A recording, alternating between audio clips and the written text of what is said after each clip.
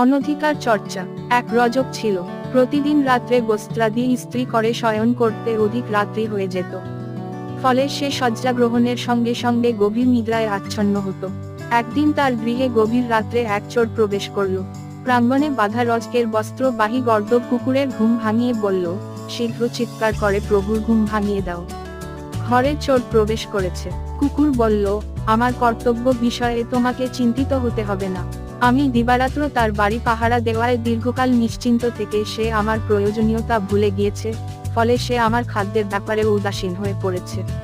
কারণ বিপদের সঙ্গে পরিচিত না হলে ভৃত্য সম্পর্কে প্রভু উদাসীন হয়ে পড়ে। গর্দভ বলল, ওরে বর্বর, কার্যকালে যে পুরস্কার চায় সে কুৎসিত ভৃত্য। কুকুর বলল, কার্যকালে যে ভৃত্যের সঙ্গে সদয় ব্যবহার করে না সে কুৎসিত প্রভু। গর্দভ ক্রুদ্ধ হয়ে বলল, ওরে দুরাচার, বিপদের মুহূর্তে তুই দায়িত্ব